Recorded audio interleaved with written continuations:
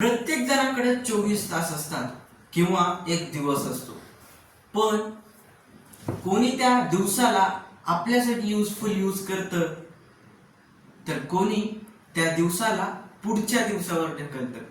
म्हणजे आज जी गोष्ट केली नाही ती आपण उद्या करू असं म्हणतो, पण उद्या हा कधी येतच नसतो. एक आहे की आपण आपल्या दिवसाला एका टाइम मध्ये मॅनेज करत नाही. तर मी आज तुम्हाला अशा 4 गोष्टी सांगणार आहे की ज्या तुम्हाला आपल्या टाइम मॅनेजमेंट मध्ये खूप युजफुल होत्या. तर या 4 टिप्स जाणून घेऊया. डिसिजन फॅटिग्यू. तर आपण प्रोडक्टिव्ह कामाला सुरुवात केली आणि दिवसच निघून गेला, असं झालं असेल तुमच्यासोबत, तर याला आपण डिसिजन फॅटिग्यू म्हणतो. कारण जेव्हा आपण उठतो आणि आपण लगेच विचार करतो, अरे मी आज काय खाल्लं पाहिजे, मी आज कुठे फिरायला जाऊ, किंवा मी कोणता ड्रेस घातला पाहिजे, आणि या छोट्या छोट्या कामामुळे आपली जी एनर्जी असते ती पूर्णपणे खतम होऊन जाते, संपून जाते. तर याच्यासाठी एक उपाय आहे की तुम्ही तुमच्या उद्याच्या दिवसाचा प्लॅन हा आज रात्रीच करून ठेवायला पाहिजे. त्यासाठी तुम्ही एक नोटबुक यूज करू शकता.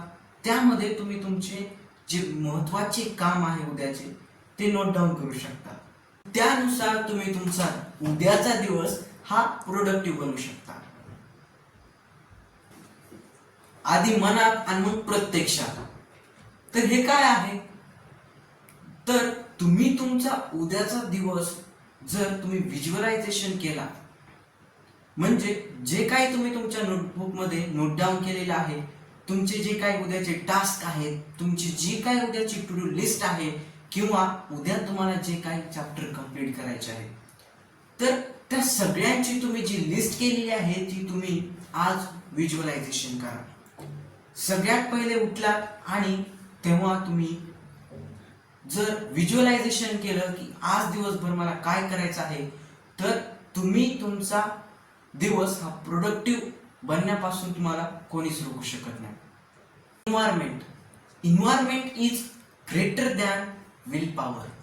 म्हणजे तुमच्या इच्छाशक्तीपेक्षा पण तुमचं वातावरण खूप महत्वाचं आहे.